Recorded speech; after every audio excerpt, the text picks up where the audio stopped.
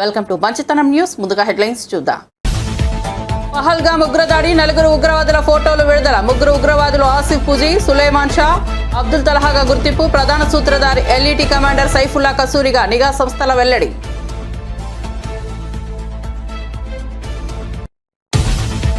ఒంగోలులో టీడీపీ నేత వీరయ్య చౌదరి హత్య. అమ్మనప్రోలు గ్రామానికి వచ్చిన చంద్రబాబు, వీరయ్య చౌదరి భౌతిక కాయానికి నివాళులు అర్పించిన చంద్రబాబు. వీరయ్య చౌదరి కుటుంబ సభ్యులకు పరామర్శ.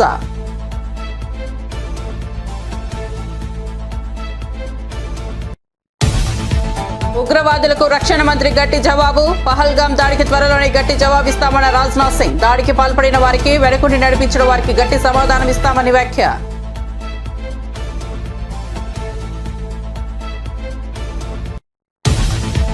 ఏప్రిల్ 27న ఎలకతుర్తిలో బీఆర్ఎస్ రద్దతోత్సవ సభాస్థలిని పరిశీలించిన కేటీఆర్ భారీ ఏర్పాట్లు చేస్తున్నట్లు వెల్లడి. ప్రభుత్వ విద్యుత్పై నమ్మకం లేదని 200 జనరేటర్లు ఏర్పాటు చేస్తున్నామన్న కేటీఆర్. సభలో కాంగ్రెస్, బీజేపీలపై కేసీఆర్ ప్రసంగిస్తారని వెల్లడి.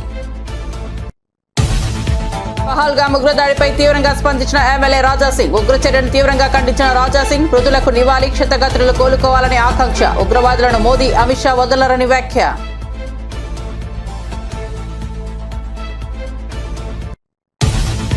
పహల్గామ్ ఉగ్రదాడిపై ఎంఐఎం అధినేత ఓవైసీ స్పందన. ఉగ్రవాదులు ప్రజలను మతం అడిగి హతమార్చడం దారుణమన్న ఓవైసీ. దాడికి నిఘా వైఫల్యమే కారణమని తీవ్ర ఆరోపణ. కేంద్రం జవాబుదారీతనం వహించాలని డిమాండ్.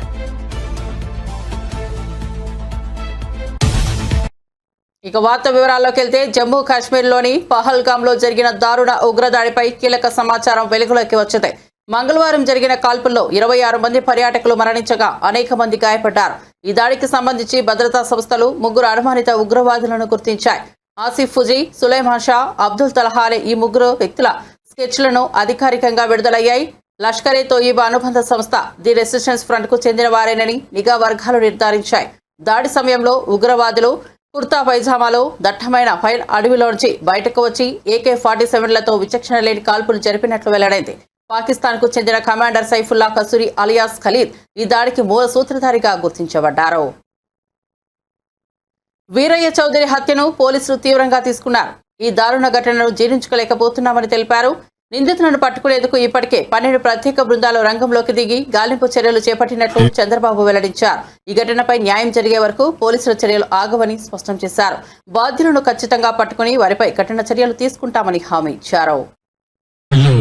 వీరయ్య చౌదరి గారి యొక్క హత్య జీర్ణించుకోలేకపోతున్నాం. నిన్న నేను ఢిల్లీలో ఉన్నప్పుడు ఈ వార్త నాకు తెలిసింది. వెంటనే ఎస్పీతో మాట్లాడాను. నిన్నటి నుంచి దీనిపైన అన్ని విధాలుగా అన్వేషిస్తున్నాం, ఇన్వెస్టిగేషన్ చేస్తున్నాం. 12 టీములు వేశాం. జరిగిన విధానం కూడా చూస్తే చాలా కరుడు కట్టినటువంటి నేరస్తులు కూడా చేయని విధంగా ఈ హత్య చేసే పరిస్థితికి వచ్చారు. 53 చోట్ల కత్తిపోట్లు ఉన్నాయి. అంటే ఇది చూసిన తర్వాత ఈ రాష్ట్రంలో ఇలాంటి ఘోరమైన వ్యక్తులు కూడా ఉన్నారా అనిపిస్తుంది. ఏదేమైనా 12 టీంలు పనిచేస్తున్నాయి. వీరయ్య చౌదరి గారు మంచి నాయకుడు, సమర్థవంతమైన వ్యక్తి. ఏదైతే యువగలం అప్పుడైతే 100 రోజులు లోకేష్ గారితో కూడా తిరిగారు. అదే సమయంలో అమరావతి రైతులు పాదయాత్రతో వచ్చేప్పుడు వాళ్ళకి అండగా నిలబడ్డాడు. అంతేకాకుండా పార్టీకి ఒక మంచి నాయకుడిగా, సమర్థవంతమైన వ్యక్తిగా ఇక్కడ పనిచేశాడు. ఈ మండలంలోనే ఒక 10,000 ఓట్ల మెజార్టీ సాధించే పరిస్థితిలో ఉన్నాడంటే ఎంత మంచి నాయకుడు మనం అర్థం చేసుకోవాలి. ఆయన ఎన్నికలప్పుడు నేను ఇక్కడ చూడడమే కాకుండా చీరాల కూడా చూసుకోమంటే ఇక్కడ చీరాల 2 సమర్థవంతంగా చేసి 2 గెలిపించే పరిస్థితికి వచ్చారు. అలాంటి మంచి నాయకుడిని రోజు కోల్పోవడం చాలా బాధేస్తుంది.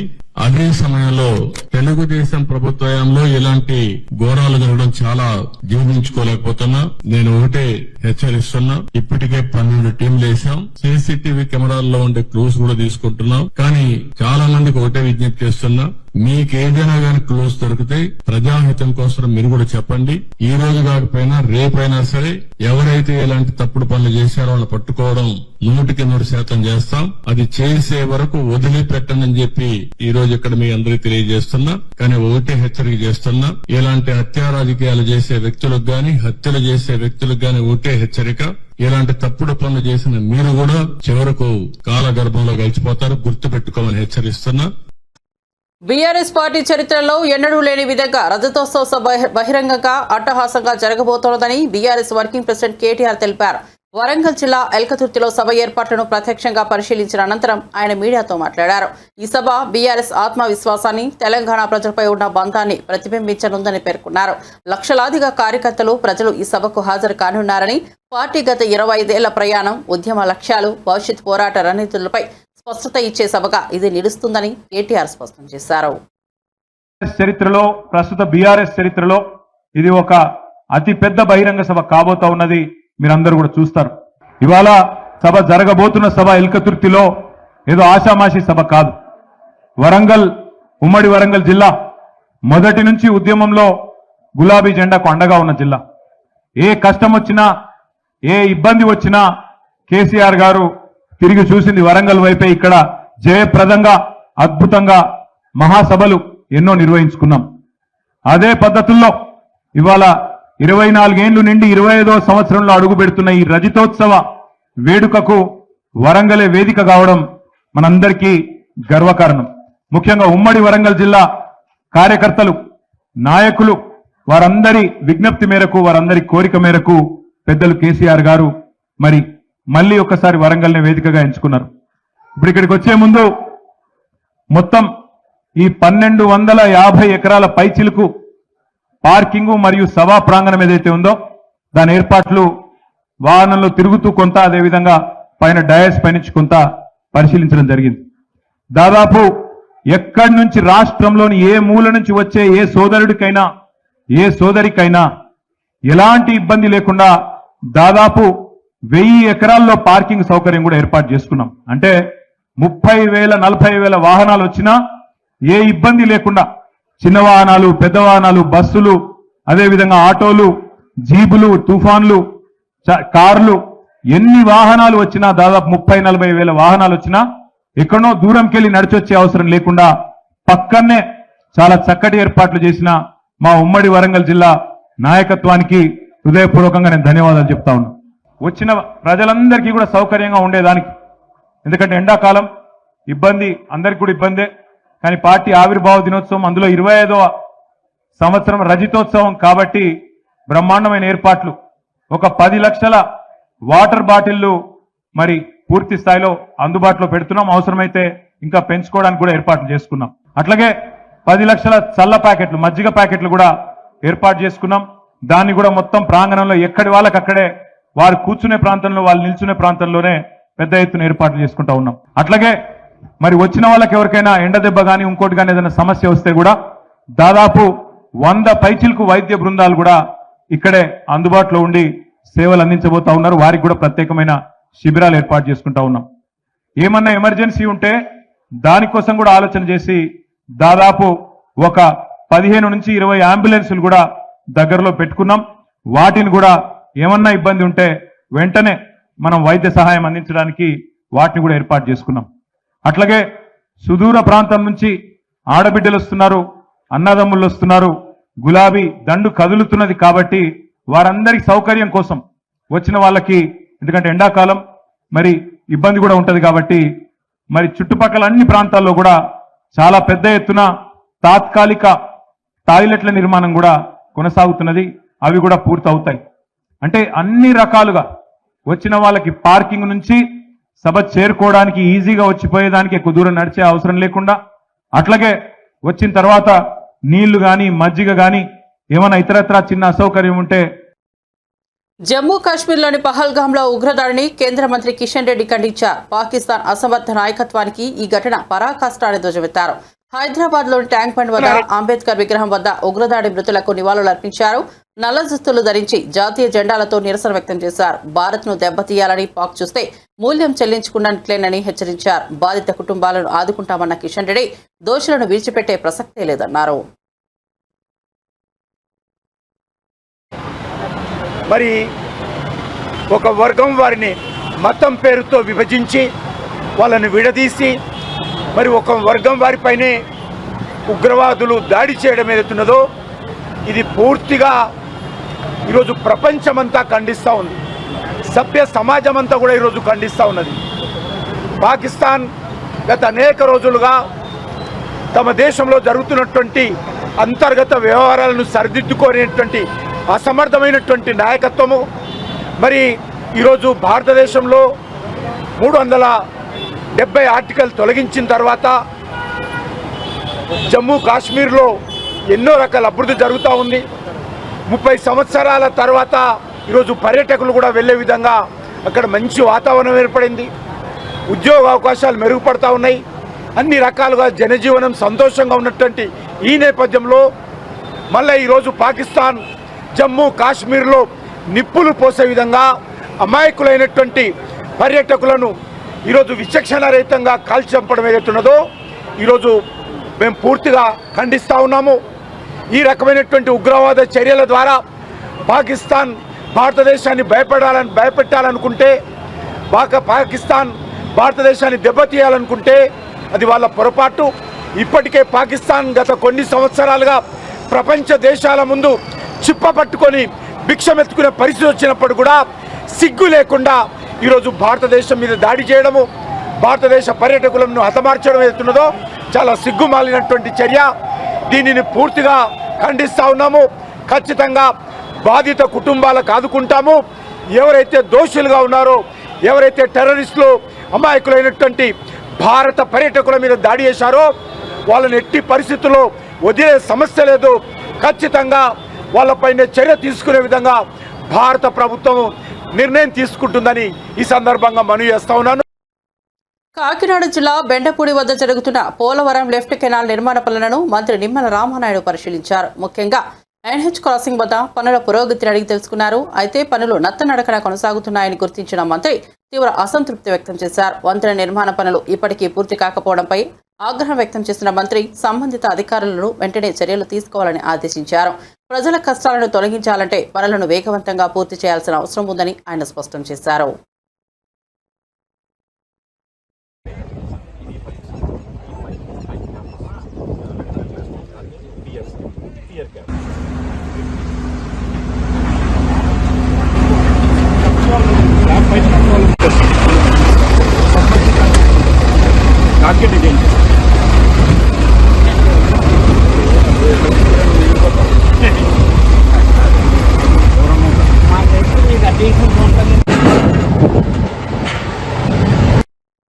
తెలంగాణలో కాంగ్రెస్ ఆంతర్యం, శక్తి సంపత్తులపై చర్చలకు పునాది పడుతున్న వేళ ఎమ్మెల్యే కోమటిరెడ్డి రాజగోపాల్ రెడ్డి చేసిన వ్యాఖ్యలు రాజకీయ వర్గాల్లో ఆసక్తిని రేపుతున్నాయి. ఇటీవల జాతీయ నాయకురాలు ఏఐసీసీ ఇన్ఛార్జ్ మీనాక్షి నటరాజన్ కు మర్యాదపూర్వకంగా కలిసినట్లు రాజగోపాల్ స్పష్టం చేశారు. మీనాక్షి నటరాజన్తో గతంలో కలిసి పనిచేసిన అనుభవం ఉందన్నారు. పార్టీ బలోపేతం కోసం అవసరమైన సూచనలు, సలహాలు ఇచ్చారని ఆయన చెప్పారు. అయితే ఈ సమావేశానికి రాజకీయ పునరాలోచనలు, అభిప్రాయ మార్పులకు సంబంధం లేదని స్పష్టతనిచ్చారు. మాజీ మంత్రి జానారెడ్డి గురించి మాట్లాడుతూ ఆయనపై నాకు వ్యక్తిగత గౌరవం ఉంది అని పేర్కొన్నారు. నేను మీనాక్షి నటరాజన్ గారిని మొదటిసారి కలిసిన ఈరోజు మొట్టమొదటిసారి. అంతకుముందుకు 2 సార్లు మీటింగ్ అప్పుడు నేను హైదరాబాద్లో లేకపోవడం వల్ల కలవలేకపోయినా ఈరోజు ఫోన్ చేస్తే ఇక్కడ ఉన్నారని తెలవగానే వచ్చి మామూలుగా మర్యాదగా కలిసిన. మీనాక్షి నటరాజన్ గారు నాతో పాటు 2009 నుంచి 14 వరకు మెంబర్ ఆఫ్ పార్లమెంట్గా మేము ఇద్దరం కలిసి పార్లమెంట్ సభ్యులుగా ఉన్నాం కాబట్టి ఒకసారి కలుద్దామని ఒక మర్యాదపూర్వకం కలవడం జరిగింది అంతే. పార్టీ నిర్మాణం గురించి ఇన్ఛార్జీలు ఎవరెవరు నేస్తున్నారు, జిల్లాల వారిగా అవన్నీ విషయాలు చెప్పింది. మంచిగా పార్టీని రివైవ్ చేయాలి, పార్టీని ఇంకా స్ట్రాంగ్ చేద్దాం, లోకల్ బాడీ ఎలక్షన్స్ వచ్చే లోపల కాంగ్రెస్ పార్టీని ఇంకా బలోపేతం తయారు చేయాలని దాని మీద నా సలహాలు సూచనలు చెప్పిన. తప్పకుండా యాక్టివ్గా నన్ను కూడా ఇన్వాల్వ్ కామన్నది. రేపు జిహెచ్ఎంసీ ఎన్నికల్లో కానీ ఫ్యూచర్లో కానీ కాంగ్రెస్ పార్టీలో యాక్టివ్గా పనిచేయాలని చెప్పి నిర్ణయం చేసుకున్నాం అంతే. వ్యక్తిగతంగా నేను అతను జానారెడ్డి గారు అంటే నాకు చాలా గౌరవం ఉంది. మా జిల్లా నాయకుడు కాబట్టి నేను ఎక్కువ మాట్లాడదలుచుకోలేదు. ఆయన అంటే మాకు గౌరవం ఉంది, ఆ రోజు ఇచ్చేది లేకుండా అని చెప్పిన. Thank you. కాశ్మీర్లోని పహల్గాం ప్రాంతంలో జరిగిన ఉగ్రదాడిపై రక్షణ మంత్రి రాజ్నాథ్ సింగ్ తీవ్రంగా స్పందించారు. అమాయక పౌరులపై దాడి చేయడం ఉగ్రవాదుల పిరికిపంద చర్య అని అభివర్ణించారు. దేశ ప్రజల భద్రత కోసం కేంద్రం ప్రతిక్షణం కట్టుదిట్టమైన చర్యలు తీసుకుంటోందని తెలిపారు. ఉగ్రవాదాన్ని తుడమట్టించాలనేదే భారత ప్రభుత్వ విధానమని స్పష్టం చేశారు. అమాయకుల ప్రాణాలు తీసిన ఈ దాడి బాధాకరమని పేర్కొన్న మంత్రి ఉగ్రవాద మూలాలను నరికేందుకు అవసరమైన అన్ని చర్యలు తీసుకుంటామన్నారు. దాడిలో మృతి చెందిన కుటుంబాలకు సానుభూతి తెలిపిన ఆయన బాధితులకు ప్రభుత్వం అన్ని విధాలుగా అండగా ఉంటుందన్నారు.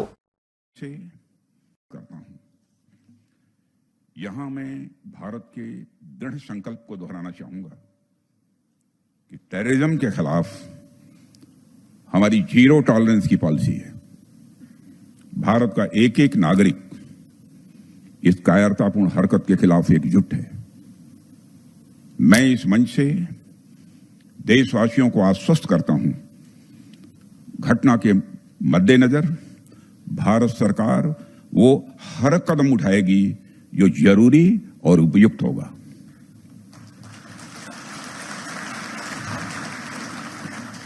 और हम सिर्फ उन लोगों तक नहीं पहुंचेंगे जिन्होंने इस घटना को अंजाम दिया है, हम उन तक भी पहुंचेंगे जिन्होंने पर्दे के पीछे बैठकर हिंदुस्तान की सरजमी पर ऐसी नापाक हरकतों की साजिशें रची हैं।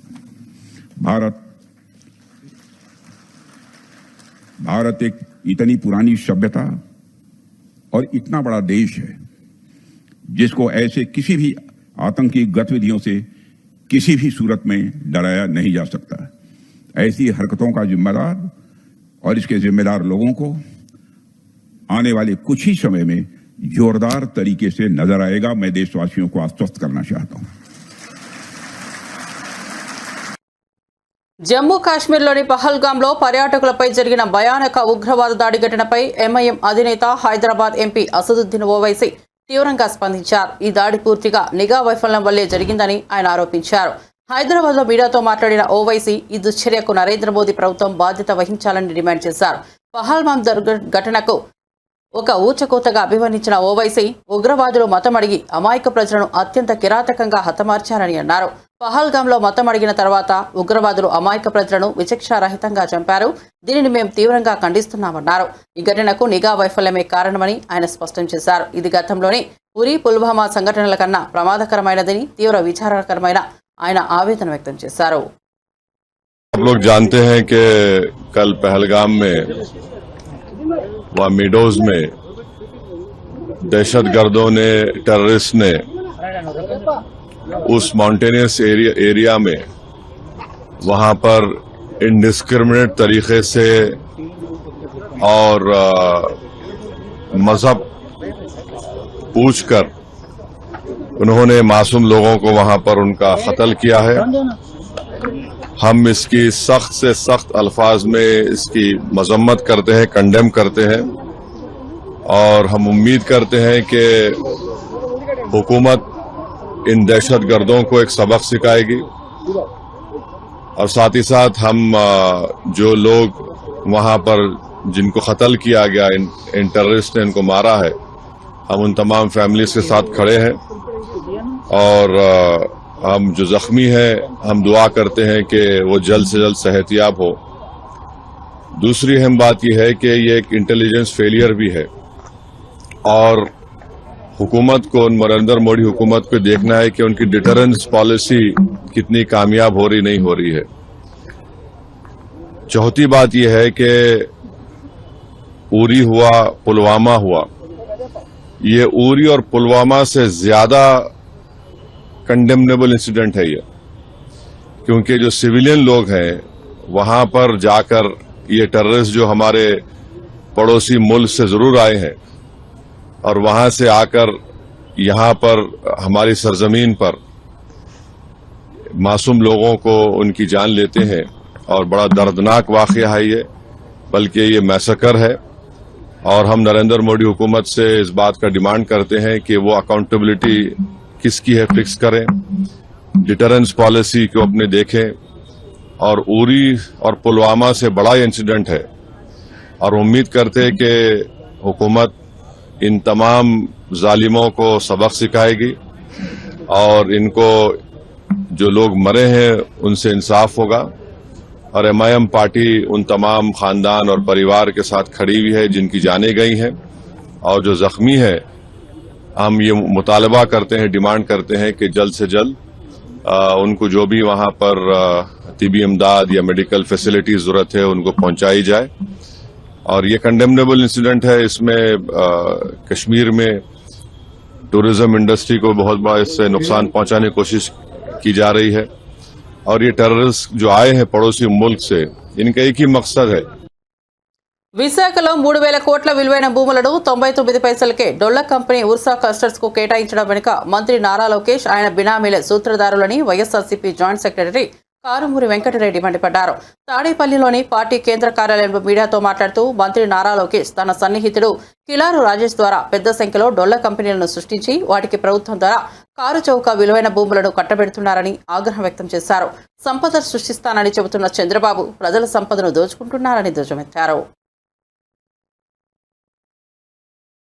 ఈ తేలుగుట్టిన దొంగల్లాగా ఆంధ్రప్రదేశ్ రాష్ట్ర ప్రభుత్వంలో ఉన్నటువంటి మంత్రులు, ఎందుకంటే ఇది మంత్రిమండలి తీసుకొని మంత్రిమండలి ఇది కేటాయించిన భూముల్ని, కానీ ఒక్క మంత్రి కూడా వచ్చి దాని మీద ఇప్పటి వరకు ప్రెస్ మీట్ పెట్టాల, దాని మీద వివరణ ఇవ్వాల.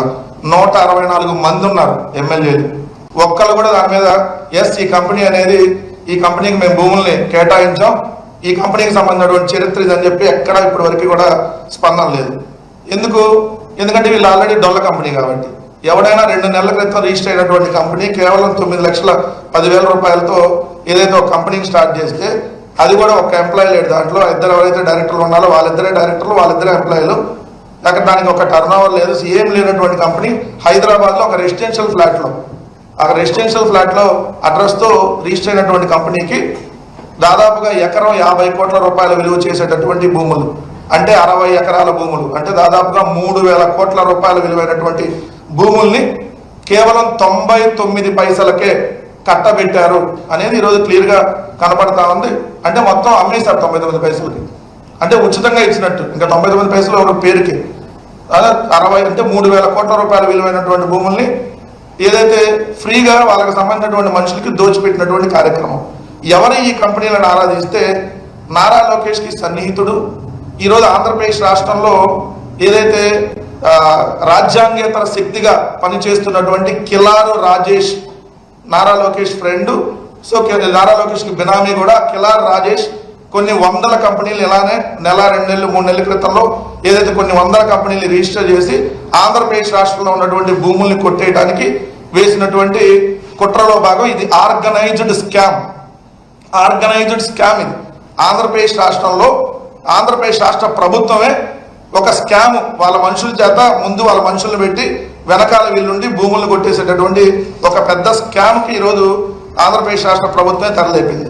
మీరు ఇక్కడ చూసుకుంటే పేరుకేమో పైకి TCSని చూపించారు. ఎందుకంటే TCS అంటే ఎవరు కూడా క్వశ్చన్ చేయం కదా, TCS అనేది ఒక మంచి కంపెనీ. డెఫినెట్లీ TCS అనేది జగన్మోహన్ రెడ్డి గారి ప్రభుత్వమే 2020లోనే TCSతో సంప్రదింపులు జరిపింది. తర్వాత 2 ఏళ్ళు కోవిడ్ వచ్చింది. కోవిడ్ తర్వాత 2022లో ఏదైతే ఇదే తాడేపల్లి ఇక్కడికే వచ్చి ఏదైతే TCSకు సంబంధించినటువంటి చంద్రశేఖర్ గారు వచ్చి జగన్మోహన్ రెడ్డి గారి ప్రభుత్వంతో సంప్రదింపులు జరిపెళ్లారు. దానికి సంబంధించినటువంటి గ్రౌండ్ అంతా ప్రిపేర్ అయ్యి ఉంది. సో తర్వాత మేము అధికారుల నుంచి దిగిపోయాం. సో ఇప్పుడు వాళ్ళు TCSకి ల్యాండ్ కేటాయించారు అనేది నిన్న అఫీషియల్గా ఒక జీవోని రాష్ట్ర ప్రభుత్వం రిలీజ్ చేసింది. ఎంత దారుణం ఇది కూడా.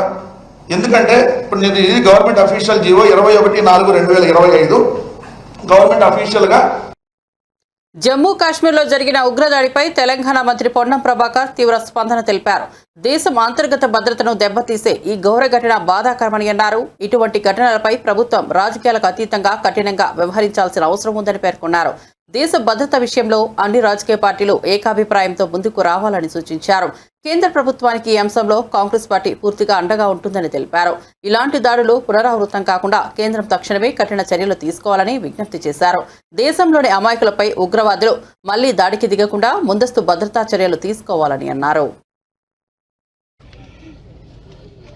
అందరం బాధపడే అంశం దేశంలో అంతర్భాగమైనటువంటి జమ్మూ కాశ్మీర్లో నిన్న జరిగిన సంఘటన అందరికీ దుఃఖభరితమైనటువంటిది. ఇటువంటి సంఘటనల పట్ల ప్రభుత్వం రాజకీయాలకు అతీతంగా కఠినంగా వ్యవహరించాల్సిందే. దేశంలో వివిధ అంశాల మీద భేదాభిప్రాయాలు ఉంటాయి కావచ్చు, కానీ దేశంలో అంతర్గత భద్రతకు సంబంధించి కానీ అంతర్జాతీయ సంబంధించిన అంశం వచ్చినప్పుడు అందరూ కూడా ముక్త కంఠంతో ఈ అంశం పట్ల ఏకాభిప్రాయంతో ఉంటాం. కేంద్ర ప్రభుత్వానికి ఈ అంశంలో పూర్తిగా అండగా ఉంటుంది కాంగ్రెస్ పార్టీ. ఎందుకంటే ఈరోజు ఇటువంటి సంఘటనలు పునరావృతం కాకుండా కఠినంగా వ్యవహరించాలని కేంద్ర ప్రభుత్వాన్ని కోరుతా ఉన్నాం. ఇక్కడ నుంచి ప్రాతినిధ్యం వహిస్తున్న మంత్రుల ద్వారా కూడా కోరుతా ఉన్నాం. ఈ సంఘటన తల వంచుకునే కార్యక్రమం. ఎందుకంటే నేను కూడా ఇది ఒక 3-4 రోజుల క్రితమే ఈ ప్రాంతం అంతా పోయొచ్చినాం. అక్కడ ఉండబడే స్థానికులందరూ చెప్తా ఉన్నారు, టూరిస్టులు ఎవరు కూడా ఇబ్బంది లేకుండా రావచ్చు. ఎందుకంటే టూరిస్టులు వస్తేనే మా జీవన ఉపాధి అని వాళ్ళు చెప్పినారు. నేను ఒక 3 రోజుల కింద ఈ జరిగిన సంఘటన కంటే ముందు నేను పోయొచ్చినటువంటి ప్రాంతంలో చూస్తే అక్కడ అందరూ కూడా టూరిస్టులకు అక్కడ స్థానికులందరూ సహకరిస్తున్నారు. ఈ సంఘటన ద్వారా ఈ యొక్క దుశ్చర్య వల్ల అక్కడ నివసిస్తున్న స్థానిక ఆ వర్గానికి సంబంధించినటువంటి వాళ్ళ ఉపాధి అవకాశాలను దెబ్బతీసినట్టే. టూరిస్టులు ఒక తులిప్ గార్డెన్కి పోతే 15 లక్షల మంది ఈ 15 రోజుల లోపల విజిటర్స్ వచ్చినారని చెప్పినారు. అందరూ కూడా ఈ భయప్రాంతాలకు వచ్చినప్పుడు శాంతి భద్రత లేనప్పుడు ఎవరు టూరిస్ట్ రాడు. ఇది పరోక్షంగా అక్కడ ఉన్నబడి నివసించి ఉపాధి టూరిజం పేరుగా బతుకుతున్నటువంటి జమ్మూ కాశ్మీర్ స్థానికులకే ఇబ్బంది. ఇది వాళ్ళ కడుపు కొట్టినట్టే. ఈ ప్రాణాలు పోయినాయి, శాంతి భద్రతలు విఘాతం కలిగింది.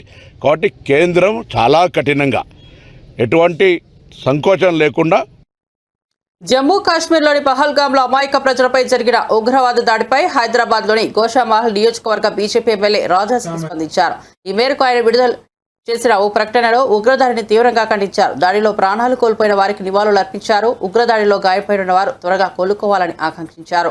బాధిత కుటుంబాలకు తన ప్రగాఢ సానుభూతిని తెలియజేశారు. అమాయకులపై జరిగిన ఈ దాడి హేయమైన చర్య అని రాజా సింగ్ పేర్కొన్నారు. ఉగ్రవాదులను ప్రధానమంత్రి నరేంద్ర మోదీ, కేంద్ర హోంమంత్రి అమిత్ షా ఎట్టి పరిస్థితుల్లోనూ వదిలిపెట్టబోరని ఆయన అన్నారు.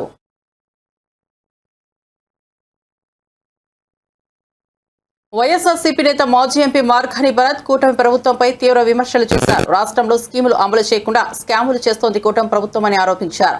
ఉర్సా కంపెనీ పేరుతో వేల కోట్ల రూపాయల భూముల దోపిడీకి పాల్పడుతోందని ఆరోపించారు. ఇది తూట్లేనని, అధికార దుర్వినియోగానికి నిదర్శనమని ఆగ్రహం వ్యక్తం చేశారు. ఐపీఎస్ అధికారి ఆంజనేయులపై అరెస్టు చేయడం దారుణమని, నిజాయితీగా పనిచేసిన అధికారులను వేధించడం కూటమి ప్రభుత్వ అసహనానికి నిదర్శనమని అన్నారు. చంద్రబాబు పేరు చెబితేనే అధికారులు అరెస్టులు చేస్తే వారు భవిష్యత్తులో తీవ్ర మూల్యం చెల్లించక తప్పదు అని హెచ్చరించారు. గ్లామరు ఏమైపోయిందని అడుగుతా ఉన్నా. ఈ రకంగా ఇండస్ట్రియలిస్ట్ని ఇబ్బందులు పెట్టే కార్యక్రమం చేస్తేనే ఈ రకమైన కార్యక్రమాలు జరుగుతాయి. ఇప్పుడు ఆ కేసుకు సంబంధించి హైకోర్టులో ఆల్రెడీ కొంతమందికి బెయిల్స్ ఇవ్వడం జరిగింది. కొంతమంది ముందస్తు బెయిల్స్ ఐపీఎస్ అధికారులు పెట్టుకుంటే దానికి కూడా హైకోర్టు ఇవ్వడం జరిగింది. ఇవన్నీ జరిగిపోయి ఒక 3-4 నెలలు గడిచిన తర్వాత ఇప్పుడు ఏదైతే ఈ ఊర్సా భూములు వెలుగులోకి వచ్చినాయో దాన్ని ప్రజల్ని డైవర్ట్ చేయాలి. ప్రజల్ని డైవర్ట్ చేయాలనంటే ఏం చేయాలా? ఒక సినీ నటిని మళ్ళీ తెరపైకి తీసుకురావాలి. తెరపైకి తీసుకుని వచ్చి ఒక సంచలనం క్రియేట్ చేయడం గురించి ఒక ఐపీఎస్ అధికారిని, మరి నిజాయితీ గల వ్యక్తి అయిన పిఎస్ఆర్ ఆంజనేయులు గారిని ఏ బేసిస్లో అరెస్ట్ చేస్తారనండి? ఇది కక్ష సాధింపు కాదా? కక్ష సాధింపు కాదా? ఒక్కసారి నేను అధికార యంత్రాంగాన్ని కూడా ఒక్కసారి ఆలోచన చేయమని కోరుతా ఉన్నా. ఈయన కేవలము ఒక స్వార్థ రాజకీయాల కోసము అధికారుల్ని, ఐఏఎస్ ఐపీఎస్ అధికారుల్ని, ఇంకా కింద స్థాయి అధికారుల్ని వీళ్ళందరినీ కూడా బలి పశువులు చేస్తున్నారనే అంశాన్ని ప్రతి ఒక్క అధికారి కూడా గుర్తుకు పెట్టుకోవాలని కూడా ఈ సందర్భంగా తెలియపరుస్తున్నా. ఏదో చంద్రబాబు నాయుడు గారు ఏం చెప్తే అది తలాడించడం కాదు. అందులో ఉన్న వాస్తవాల్ని, అందులో ఉన్న నిబద్ధతని పూర్తి స్థాయిగా చూసి మీ బ్యూరోక్రసీని ఉపయోగించాలని ప్రతి ఒక్క అధికారిని కూడా కోరుతా ఉన్నా. ఎందుచేతనంటే ఇప్పుడు ఏదో ఒక సిస్టమ్ లేకోకుండా, ఒక రూల్స్ రెగ్యులేషన్ లేకోకుండా ఏదో చంద్రబాబు నాయుడు గారు చెప్పారు కదా అని చేస్తే రేపు వచ్చే ప్రభుత్వం మా ప్రభుత్వం వస్తుంది. మా ప్రభుత్వం వచ్చినప్పుడు ఏవైతే తప్పులకు పాల్పడ్డారో ప్రతి ఒక్కళ్ళని కూడా, అందరినీ కూడా లెక్క పెట్టుకుని కూడా శిక్షల్లోకి తీసుకుని వస్తామనే అంశాన్ని కూడా గుర్తుకు పెట్టుకోవాలని ప్రతి ఒక్క అధికారిని కూడా తెలియపరుస్తా ఉన్నా. బులెటిన్ ముగించే ముందు హెడ్లైన్స్ మరోసారి చూద్దాం. పహల్గామ్ ఉగ్రదాడి, 4 ఉగ్రవాదుల ఫోటోలు విడుదల. 3 ఉగ్రవాదులు ఆసిఫ్ ఫుజీ, సులేమాన్ షా, అబ్దుల్ తలహాగా గుర్తింపు. ప్రధాన సూత్రధారి ఎల్ఈటీ కమాండర్ సైఫుల్లా కసూరిగా నిఘా సంస్థల వెల్లడి.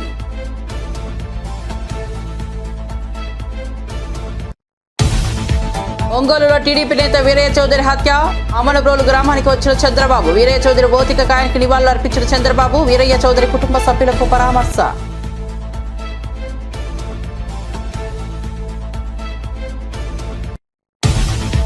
ఉగ్రవాదులకు రక్షణ మంత్రి గట్టి జవాబు. పహల్గామ్ దాడికి త్వరలోనే గట్టి జవాబిస్తామన్న రాజ్నాథ్ సింగ్. దాడికి పాల్పడిన వారికి, వెనకుండి నడిపించిన వారికి గట్టి సమాధానం చెప్తామని వ్యాఖ్య.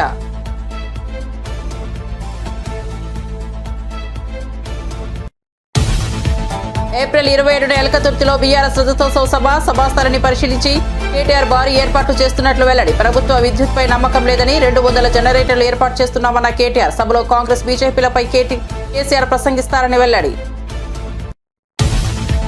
పహల్గామ్ ఉగ్రదాడిపై తీవ్రంగా స్పందించిన ఎమ్మెల్యే రాజాసింగ్. ఉగ్రచర్యను తీవ్రంగా ఖండించిన రాజాసింగ్ మృతులకు నివాళి, క్షతగాత్రులు కోలుకోవాలని ఆకాంక్ష. ఉగ్రవాదులను మోదీ, అమిత్ షా వదలరని వ్యాఖ్య.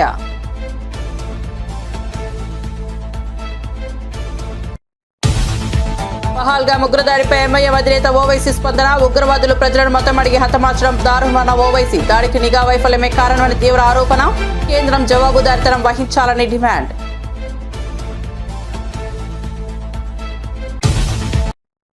మరిన్ని అప్డేట్స్ కోసం చూస్తూనే ఉండండి మంచితనం న్యూస్.